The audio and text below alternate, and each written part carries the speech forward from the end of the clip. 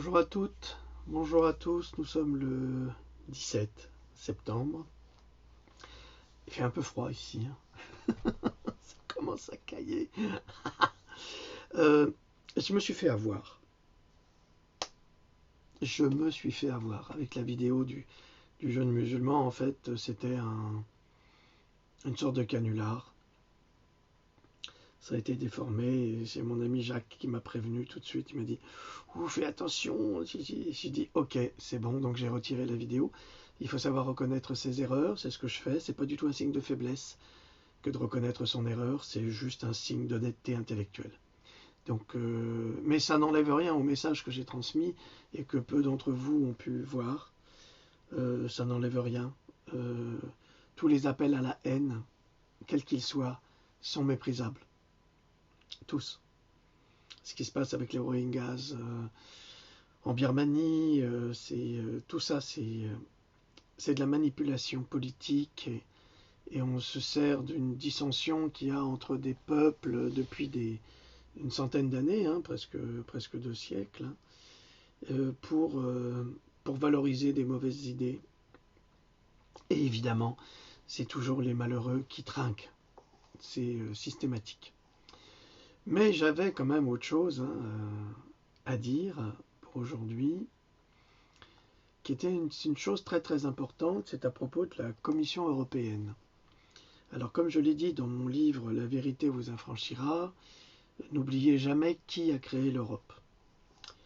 L'Europe a été une création du nazisme, donc d'Adolf Hitler, qui avait chargé Walter Hallstein de mettre les bases de l'Europe pour permettre à l'industrie allemande d'inonder l'industrie européenne. Alors c'est évidemment l'industrie automobile, l'industrie de l'armement, l'industrie de l'aviation, l'industrie du métal, de l'acier, tout ça, avec Krupp et compagnie. Donc l'objectif c'était ça, c'était de faire de cette nation une nation surpuissante. Mais il faut savoir que Walter Hallstein a été capturé par les Américains et ramené aux États-Unis, alors que d'autres étaient renvoyés chez les Russes et ne revoyaient jamais le jour.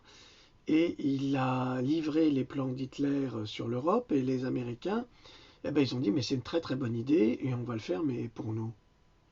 Et vous, les Allemands, vous serez notre base en Europe. Et ça n'a pas changé. Parce qu'aujourd'hui, l'Europe, c'est pas l'Allemagne. Contrairement à ce que certains imbéciles de l'UPR, pardonnez-moi de dire ça, mais j'ai reçu un message ce matin. Oh, je vais vous le lire, hein, ça m'a choqué. Ça m'a choqué. Ce message, ça vient d'une personne qui est censée s'occuper. C'est pas le ministre de la propagande de l'UPR, non, c'est pas ça. C'est le délégué national au militantisme. Et il voudrait qu'on écrive, que nous, les écrivains, nous écrivions une pièce qui s'appellerait l'Euro Commandantur. Commandantur. Ok, donc il y a une faute ici aussi, c'est pas grave. Ça m'a choqué parce que c'est profondément raciste à la base, et je pense pas que M. Asselineau soit de ce côté-là. Je crois pas. Donc c'est profondément raciste contre les Allemands. Et je crois qu'il faut arrêter maintenant de stigmatiser les Allemands parce qu'ils n'ont pas à souffrir et à payer le prix des erreurs du passé. Ça, c'est une chose. Et d'autre part, M. Asselineau le sait bien mieux que ce jeune garçon, parce que je pense qu'il est jeune ou alors il n'a pas grandi ou il a mal grandi, je ne vais pas donner son nom. C'est ridicule, c'est un courrier interne. Je crois qu'il n'a rien compris. L'Europe n'est pas contrôlée par l'Allemagne, mais l'Allemagne est contrôlée par l'Amérique et par les grands trusts économiques qui sont les laboratoires, les banques et les lobbies phytosanitaires comme Monsanto. Est-ce que je devrais vous rappeler que Monsanto avait plus de 50 conseillers auprès de M. Obama? Et ça continue. Alors ne croyez pas que parce que Monsanto aurait été racheté par Bayer qu'il n'existe plus. Au contraire, ça continue. Les cochonneries de Monsanto, ça continue. Et je vous rappelle que Monsanto a un budget de 100 millions de dollars concernant ses frais juridiques. 100 millions de dollars par an. Par an. Hein, c'est pas par procès, c'est par an. Donc c'est énorme. On ne peut pas lutter contre ces gens-là. Alors qu'est-ce qu'on voit évidemment maintenant? C'est qu'on se rend compte que cette Europe, qui est l'Europe des lobbies et des laboratoires, est une Europe de la corruption. De la corruption à l'état pur, et qu'elle n'est pas faite, cette Europe, pour les peuples, comme ils nous l'ont vendue. Elle est faite pour les riches, elle est faite pour les voyous qui veulent nous empoisonner. Alors comme vous le savez, je me bats à... Est-ce que c'est un combat? Je ne sais pas. Oui, oui, parce qu'on est attaqué par des hackers de toutes sortes pour nous pirater nos comptes, pour nous pourrir la vie, parce que nous disons la vérité. Eh bien, l'Europe, la Commission européenne veut des pesticides dans les produits bio, maintenant. C'est ça qui est important, c'est ça qu'il faut retenir. Alors avant, on a eu, sous le gouvernement Sarkozy, une ministre de l'Agriculture pendant 1 mois. Cette ministre de l'Agriculture, c'était Christine Lagarde, qui sortait de son cabinet d'avocat où elle défendait les intérêts de Monsanto en France. Pendant qu'elle a été ministre de l'Agriculture, vous voyez qu'en tant qu'avocate, elle est très, très spécialisée en agriculture. En tous les cas, quand on défend Monsanto, on peut l'être. C'est dans mon livre Pandora, je vous le rappelle. Tout est expliqué clairement. Il y a beaucoup de choses sur Monsanto là-dedans. Hein. Il y a 2 volumes, donc vous serez très surpris d'apprendre que Madame Lagarde a, pendant 1 mois à son ministère, a fait voter une loi de 0,4% ou 0,4% de produits OGM dans les produits bio.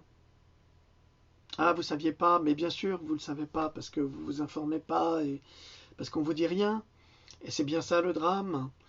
Donc nous sommes gouvernés par des voyous, par des gangsters qui sont à la solde d'assassins tels que Monsanto, entre autres. J'ai dit assassins, non, ce n'est pas des assassins, c'est des vendeurs de produits, de produits phytosanitaires et de graines. Mais quand on vous vend une graine Monsanto, vous n'avez pas le droit. Alors déjà, elle est stérile. Comme ça, vous ne pouvez pas la replanter. Et après, il faut les racheter.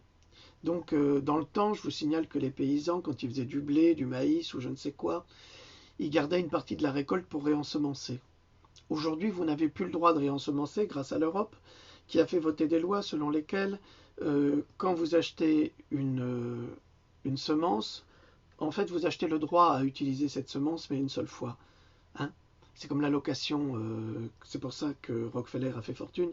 Parce que lui, il a loué les puits de pétrole et puis il vendait son pétrole un peu partout. Et donc il a tout noyauté et il s'est enrichi. Ou même comme Pathé, hein, Pathé Cinéma, qui rachetait les films à Méliès et puis qui les diffusait et qui faisait payer à chaque diffusion. Et donc Méliès n'avait pas de droit d'auteur. Donc c'est un petit peu ça.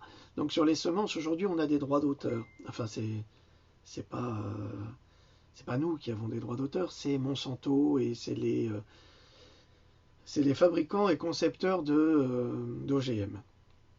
On sait également, grâce à l'étude du professeur Seralini, c'est aussi dans Pandora, que les OGM sont en fait des aliments qui provoquent des tumeurs dans vos organes internes, qui soient avec ou sans Roundup Ready.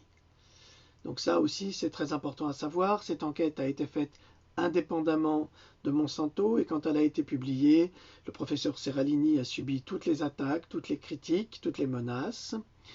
On lui a fait un procès qui a été perdu parce qu'il avait toutes les preuves scientifiques de ce qu'il avançait. Donc vous savez désormais, depuis au moins 4-5 ans, que les légumes et céréales OGM contiennent des éléments extrêmement toxiques pour tout le vivant, autant pour les animaux, les insectes, les oiseaux, les mulots, que pour les humains qui, eux, vont consommer ces produits qui sont mauvais pour eux. Donc là, comme vous le voyez, maintenant, la communauté européenne veut des pesticides dans les produits bio.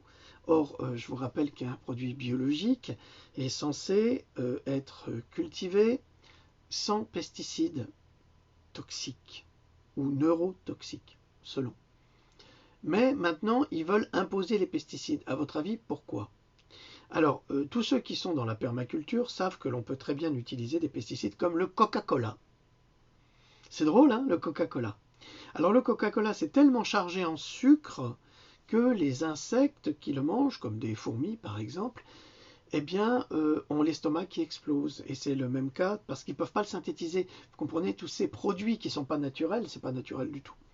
Eh bien, tous ces produits qui ne sont pas naturels provoquent des réactions chimiques irrémédiables chez certains insectes. Donc en Inde, comme ils en avaient marre de s'empoisonner, parce qu'ils se suicidaient avec le Roundup Ready, parce qu'on leur avait vendu des semences OGM en leur disant qu'ils auraient bien plus de productivité avec ça, et on leur vendait également du Roundup qui leur permettrait d'autant plus de protéger ces récoltes. Mais comme la nature trouve toujours un chemin, eh bien, ça n'a pas marché. C'est-à-dire que les insectes se sont adaptés. Ils ont muté, exactement comme le fait Monsanto, mais sans l'autorisation de Monsanto. Ils ont muté pour pouvoir digérer les maïs et céréales Monsanto OGM, certains seulement. Et donc, ils ont fait pas mal de ravages. C'est pour ça que vous voyez des cancers sur les maïs. C'est absolument épouvantable. Alors, Monsanto a dit, il faut prendre plus de Roundup. Alors, plus vous prenez de Roundup, plus vous empoisonnez les sols, parce que c'est un poison mortel. Il faut savoir que quand on va diffuser du Roundup Ready, il faut mettre vraiment une combinaison de cosmonautes avec le masque étanche, les gants, la combinaison, les bottes en caoutchouc. Enfin, c'est comme si vous pétiez le vaccin contre la grippe, qu'il explosait et que il faut désinfecter la pièce, là.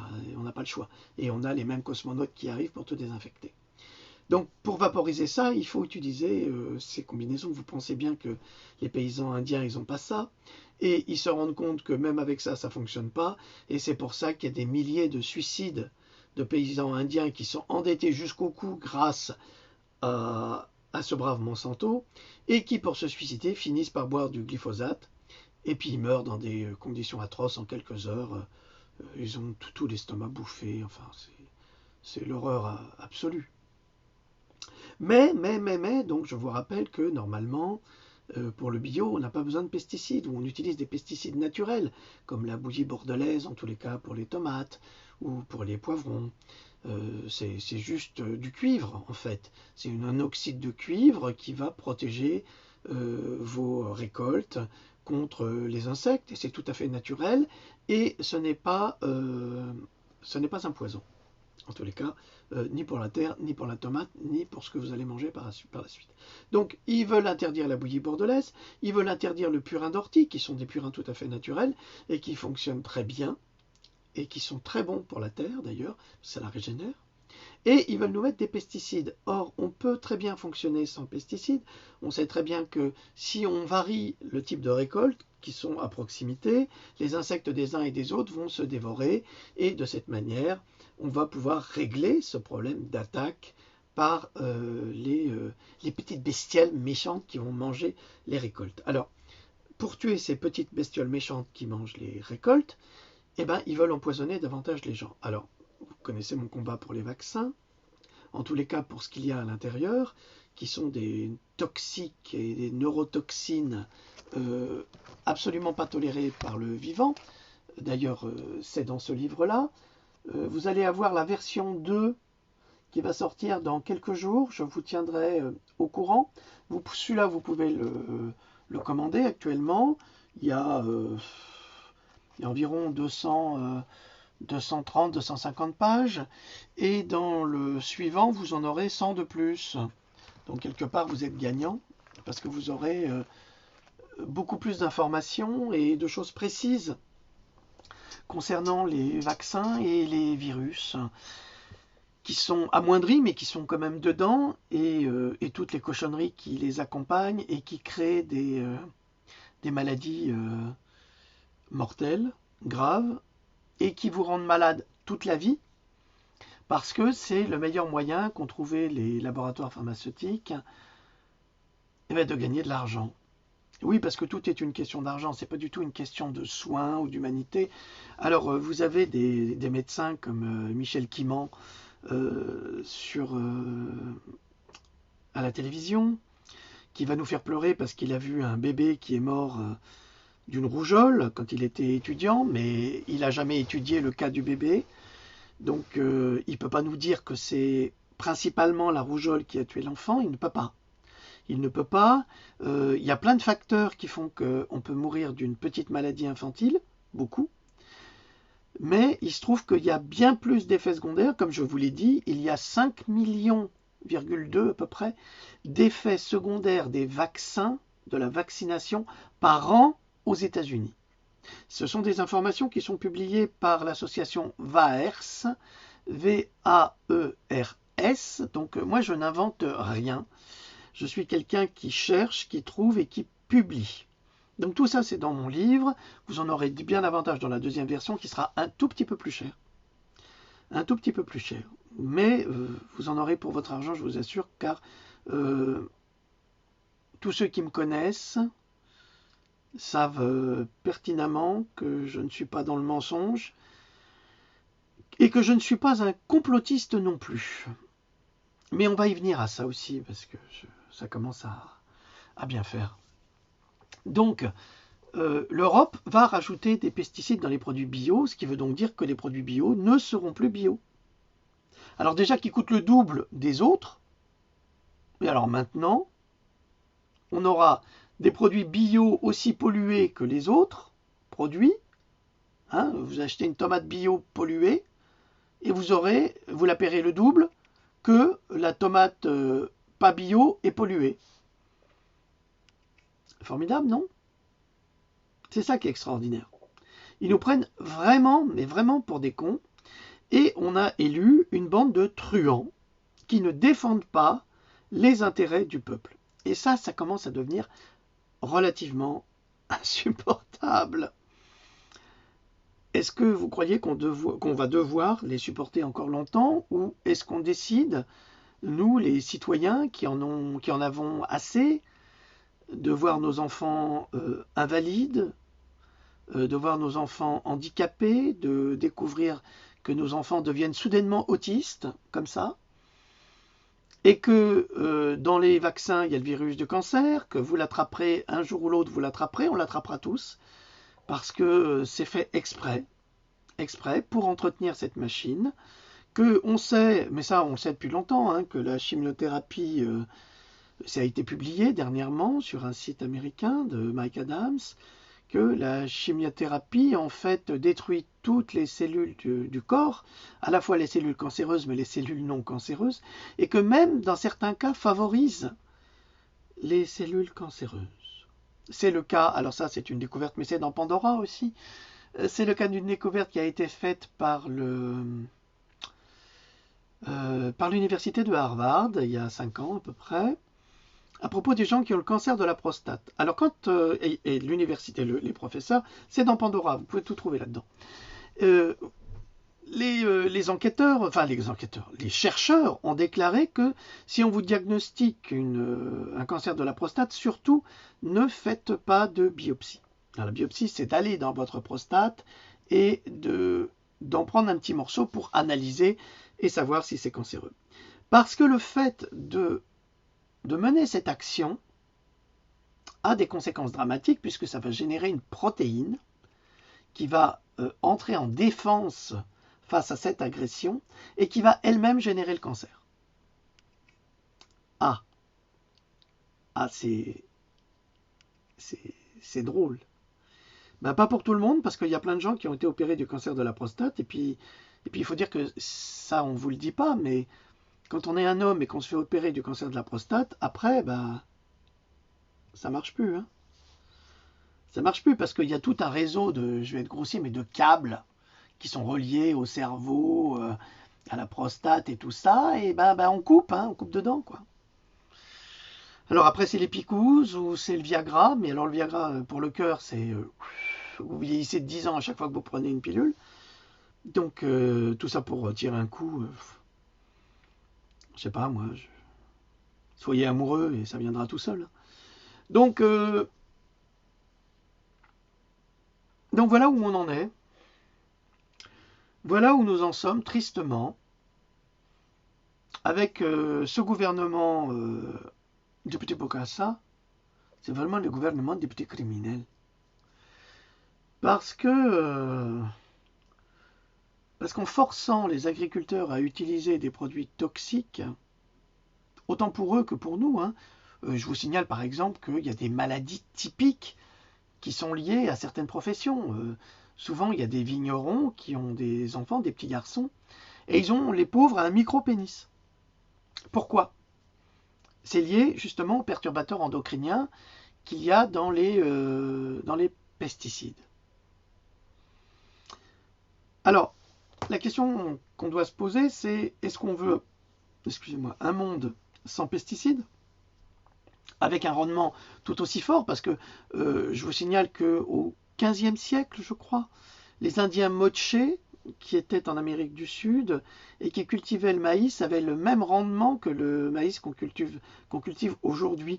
Leur seul engrais, c'était du guano qu'ils allaient chercher sur une île face à leur terre, et ils enrichissaient leur sol avec ça. Alors, ils n'avaient pas de charrue, ils n'avaient pas ça, ils avaient un bâton, ils tapaient dans le sol pour faire un trou, puis ils mettaient 1 à 2 graines, et puis derrière, il y avait quelqu'un qui passait pour arroser. Voilà. Et l'agriculture fonctionnait très bien comme ça. Et on n'avait pas besoin de pesticides, et on n'avait pas besoin de Monsanto. Parce que Monsanto, c'est le diable absolu, hein. Monsanto, c'est le père de l'aspartame, ça a collaboré à la bombe atomique, c'est l'agent orange, c'est les OGM, enfin, c'est tout ce qui tue l'humanité. Monsanto, et c'est tellement puissant, Monsanto, mon Dieu. On ne peut pas imaginer la puissance de Monsanto, c'est plus puissant que les États-Unis. Donc vous imaginez, c'est un État à lui tout seul, Monsanto. Et en plus, à la cafétéria de Monsanto, il n'y a que des produits bio. Vous ne saviez pas? Maintenant, vous savez. C'est dire qu'ils ont confiance. Alors maintenant, je voulais vous parler du complotiste. Alors hier j'ai éclaté de rire parce que j'ai un imbécile par rapport à... Oui, c'est un imbécile, il n'y a pas d'autre mot. Enfin, qui m'a demandé la possibilité de... Il voulait que je refasse ma vidéo, mais le début, en supprimant le milieu, parce que ça lui plaisait pas trop. Alors, je l'ai bloqué, parce que je ne veux pas perdre de temps avec les cons, mais je voudrais lui demander, là, solennellement, est-ce qu'il ne veut pas demander à son papa et à sa maman de le refaire à moitié? Parce que peut-être qu'une partie est bonne, mais l'autre moitié, c'est une cata. Là, il faut que tu changes tout, hein, parce que c'est le summum de la bêtise. Ça me rappelle quand j'étais peintre, il y a 25 ans, et que j'avais des gens qui venaient voir mes expos qui me disaient vous n'auriez pas le même en bleu pour aller avec le canapé du salon? Non, madame, j'ai pas ça en stock. Non, j'avais pas ça en stock. Et oui, bah, vous savez, moi j'ai fait tous les métiers du monde. Et avec une certaine forme de modestie, mais de talent quand même, un petit peu quand même. Mais peu importe, j'ai pas envie de parler de moi, c'est pas moi qui suis important. Là, ce qui est important, c'est que j'ai entendu dire par un autre crétin que j'ai bloqué aussi, parce que je commence à en avoir assez. Là, c'est pour ça que je prends très très peu de gens. Là, j'en ai marre. Les trolls, les frustrés, les pervers narcissiques, les malades mentaux, là. Mais faites vos vidéos, je vous en prie. Faites le travail vous-même, au lieu d'être toujours derrière nous, à dire ce type est un paranoïaque, ce type est un complotiste, ce type est un ci, ce type est un ça. Je sais pas, moi, grandissez. C'est... Soyez moins idiots, s'il vous plaît, parce que ça commence à être fatigant. Alors, qu'est-ce que j'ai là qui m'empêche de voir mon truc? Voilà. Alors, j'ai pris la définition du mot complotiste auprès de l'internaute. Et complotiste, c'est une personne complotiste, est un partisan d'une ou plusieurs théories du complot. Généralement, le complotiste interprète certains signes comme faisant partie d'une conspiration menée par des individus dangereux. Alors, ça c'est une définition. Généralement, le complotiste interprète certains signes comme faisant partie d'une conspiration menée par des individus dangereux. Alors, est-ce que vous trouvez sincèrement que c'est mal que de dire que Monsanto possède quasiment l'Europe, Bruxelles dans ses mains, décide d'imposer des OGM qui sont moins nourrissants, invalidants, toxiques pour nous, pour le corps. D'ailleurs, ils sont interdits en Russie. M. Poutine veut protéger son peuple. Les OGM sont considérés comme des armes bactériologiques. Mais c'est pas grave. C'est pour ça qu'ils détestent les Russes. Les problèmes en Ukraine, c'est lié à ça aussi, parce que Porochenko a bénéficié de milliards d'euros du FMI grâce à Madame à Madame Lagarde, qui était anciennement avocate pour Monsanto en France, pour qu'il puisse planter du blé OGM en Ukraine. Et comme ça, les pollens iront polluer toutes les autres récoltes. Et ensuite, Monsanto pourra porter plainte. Bon, je vous expliquerai ça après. Donc, est-ce que c'est un drame? Est-ce que c'est un crime? Parce que quand on nous traite de complotistes, c'est avec beaucoup de mépris. Mais le complotiste interprète certains signes comme faisant partie d'une conspiration menée par des individus dangereux. Expliquez-moi, où est le drame de vouloir interpréter la réalité quotidienne? Ah, ça y est, c'est parce qu'il y a 98% de crétins, et que ces crétins, on peut donner à bouffer n'importe quoi, on peut les vacciner avec n'importe quoi, on peut s'en débarrasser comme on veut, mais celui qui fait partie de ces crétins qui se lève et qui dit « Mais attention, c'est peut-être dangereux. » Ah, c'est un idiot complotiste! Ça veut dire qu'on vit dans une véritable dictature. C'est ça que ça veut dire. C'est-à-dire qu'on n'a pas le droit d'exprimer notre point de vue. Et quand on apporte notre point de vue avec des preuves factuelles, ce que j'arrête pas de faire avec ceci, avec ceci,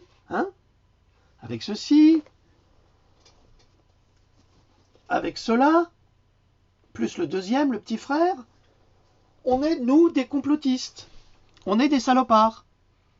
On est des salopards parce que, madame, je vous donne des informations pour éviter à votre enfant, qui vous sourit et qui est heureux quand il vous voit, de devenir autiste. Et le petit bonhomme qui est souriant et qui est comme ça, puis tout d'un coup il est comme ça. Parce que vous l'avez fait vacciner. Alors si moi je vous dis que c'est peut-être dangereux et qu'il faudrait y réfléchir à 2 fois, est-ce que ça fait de moi un méchant niafron, un méchant diable? Je crois pas. Ensuite, j'ai pris la définition du Larousse sur le complot. Qu'est-ce que c'est qu'un complot? Parce qu'on va expliquer le complotiste, mais il faut expliquer le complot. Alors, le complot, selon le Larousse, c'est une atteinte aux intérêts fondamentaux de la nation. Atteinte aux intérêts fondamentaux de la nation. Est-ce que le fait de vouloir détruire nos enfants est une atteinte aux intérêts fondamentaux de la nation? Personnellement, je réponds oui. Les vaccins, tels qu'ils nous sont présentés, je ne suis pas un anti-vaccin, je suis un vaccino-sceptique. C'est pas pareil. C'est pas pareil du tout.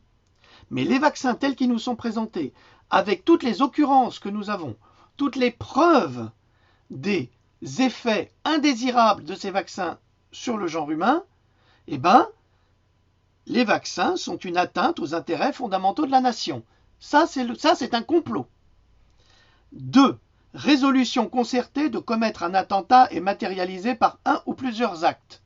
Alors, je vais vous donner un exemple tout à fait évident, et surtout c'est d'actualité en ce moment. Aujourd'hui, Donald Trump a décidé de relancer l'enquête sur le 11 septembre. Et maintenant, comme par hasard, tout ce que nous disions il y a 17 ans, ce qu'on a fêté le 11 septembre dernièrement, là, tout ce que nous disions, ça remonte, et ce n'est plus une théorie du complot. Mon père était ingénieur en génie civil et en bâtiment. Et quand il a vu la tour s'effondrer, il m'a dit « Petit, ils ont fait péter la tour. » Et j'ai dit « Papa, ils n'ont pas pu faire une chose pareille. Je te dis qu'ils ont fait péter la tour parce que c'est mon métier.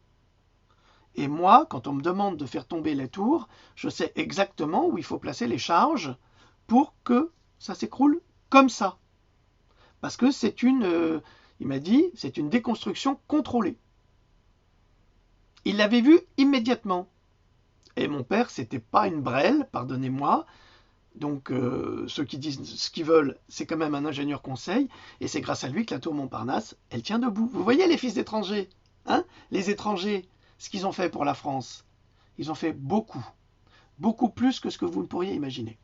Donc, résolution concertée de commettre un attentat immatérialisé par un ou plusieurs actes. Eh bien, le 11 septembre est un attentat qu'on appelle sous false flag, sous faux drapeau, commis par le gouvernement américain et ses sbires pour générer le conflit au Moyen-Orient et détruire le Moyen-Orient pour le piller et pour bien d'autres raisons dont je ne parlerai pas ici parce que ça nous amènerait dans d'autres sphères spirituelles qui sont très compliquées. C'est déjà difficile à faire admettre. Alors, par extension, projet plus ou moins répréhensible d'une action menée en commun et secrètement. Et ben voilà. Donc, le complot, c'est une atteinte aux intérêts fondamentaux de la nation. 1. Une résolution concertée de commettre un attentat immatérialisé par un ou plusieurs actes. 2. Par extension, projet plus ou moins répréhensible d'une action menée en commun et secrètement. 3. Ben, si ça, les vaccins ne s'intègrent pas dans le complot, je ne sais pas où ça va. Et si les OGM ne s'intègrent pas dans le complot, je ne sais pas ce que vous avez dans la tête. Donc, en fait, si on nous traite de complotistes, ça devrait plutôt être un honneur. Mais oui, parce que quelque part, nous, on essaye de vous sauver la peau. Alors, on ne sait pas combien de temps on va garder la nôtre, parce que on est quasiment certain qu'ils ne vont pas nous faire de cadeaux, et qu'ils vont nous éliminer d'une façon ou d'une autre, parce qu'ils ne supportent pas qu'on dise la vérité. Donc, c'est des risques que nous prenons, mais c'est pas grave, c'est comme ça, il faut que quelqu'un le fasse, il faut que quelqu'un s'y colle. Et il faut des êtres indépendants pour le faire, donc c'est mon travail. Alors voilà, l'Europe, Monsanto, les pesticides, les vaccins, le complotiste, l'odieux complotiste, et la définition du complot. Donc, que ça nous serve de leçon, messieurs, mesdames qui me traitaient de paranoïaque, complotiste, eh bien, relisez la définition, retournez sur les bancs de l'école, instruisez-vous, essayez de vous élever un tout petit peu. Moi, je vous en veux pas, hein, je m'en fiche. Vous savez, il se le dit tout le temps, on ne peut pas faire boire un âne qui n'a pas soif. On ne peut pas donner de l'intelligence à un être qui est imbécile. Waouh, t'as vu ça là? C'est la lumière divine. La lumière divine qui coupe le visage en deux. Janus. Janus, le dieu à deux têtes, deux esprits, deux cerveaux, trois, avec les intestins. Donc informez-vous, éveillez-vous, c'est tout ce que j'ai à vous dire. Ne discutez pas avec les imbéciles, n'essayez pas de convaincre les imbéciles, parce que souvent ils sont payés par ces gens qui veulent nous détruire.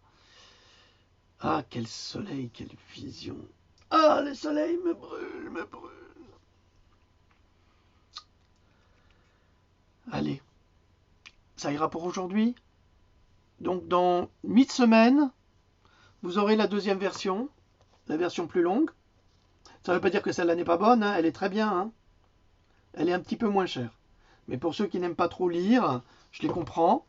C'est plutôt cette version-là qu'il faut prendre parce qu'elle est plus courte et l'autre est plus fournie. C'est-à-dire qu'il y a plus de détails, les conférences sont plus longues, et elles sont fouillées, et elles sont documentées, comme vous le savez. Tous ceux qui ont lu Pandora savent que je donne toutes mes informations, toutes mes sources, pour que vous puissiez vous-même les vérifier. Moi, je ne vous impose rien, je dis des choses, et ensuite c'est à vous de vérifier. Allez, je vous dis à très très bientôt. Excusez-moi pour la vidéo du jour. Je me suis trompé, même si le fond est juste. Je préférais la retirer parce que sinon je vais passer pour un imbécile. C'est possible, hein, vous savez, on est toujours l'imbécile de quelqu'un, quoi qu'il arrive. Mais ça n'a pas d'importance à partir du moment où on sait qui on est. C'est la seule chose qui compte. Allez, je vous embrasse tous et toutes. Et je suis désolé pour les personnes qui me demandent en ami, mais il y a trop de trolls, il y a trop de hackers qui sont contre nous. Alors s'il y a des hackers qui sont bienveillants, venez nous aider, parce que vous savez bien que nous, on n'y connaît pas grand-chose, parce qu'on se consacre à des choses un peu plus spirituelles et un peu plus élevées, ce qui nous permet de vous informer. Et venez nous aider, hein, parce que nous, on aide l'humanité sans rien demander, et c'est pas, et hein, on fait pas fortune avec les livres. Hein. Ça, je gagnerais plus en étant au RMI, hein. Ça, je peux vous assurer. Hein. Donc, il faut arrêter de rêver. Donc, nous, notre travail, c'est un travail altruiste qui va pour essayer de sauver les enfants, parce que c'est la première cible, les enfants. La deuxième cible, c'est les femmes enceintes. La troisième cible, c'est les autres. Peu importe. Ok? Donc, venez nous aider si vous êtes bienveillants. Les malveillants, restez chez vous. On ne vous en veut pas. Vous êtes frustrés, vous êtes malheureux. C'est un problème que vous avez eu avec papa, avec maman. Je ne sais pas.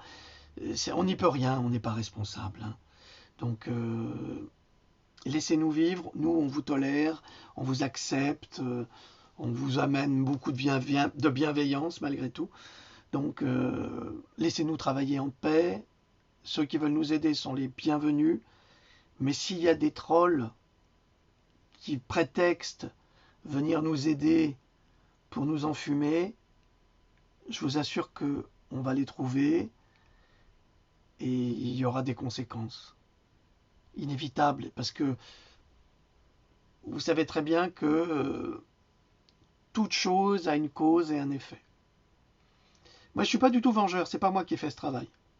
Moi, je m'occupe pas de ça. Mais il y a d'autres personnes qui sont bienveillantes pour nous et qui feront ce travail. C'est tout ce que j'ai à dire. C'est une guerre que vous voulez, c'est une guerre que vous aurez. Nous, on sera toujours là pour vous accueillir, même pour vous soigner, pour vous aider, pour vous guérir, avec nos conseils, si on peut, si on en est capable. Je n'ai pas donné de conseils parce qu'une demoiselle m'a demandé mon avis sur un vaccin. Je ne peux pas répondre, je suis pas... Malheureusement, je ne suis pas habilité hein, pour le faire. Mais qu'elle lise mon bouquin sur les vaccins, elle aura les informations. Il y a des associations aussi qui sont tout à fait bien renseignées et qui peuvent informer ces gens-là. Alors, éveillez-vous, informez-vous, allez chercher l'information et décidez pour vous-même. Vous comprenez? C'est pas à nous de décider pour vous, parce qu'après, s'il arrive quoi que ce soit, ce sera de notre faute. Non, non, non, non, non, non, non, non, c'est pas de notre faute. C'est de votre responsabilité. Donc, vous assumez vos responsabilités, comme moi, j'assume la mienne. Ok?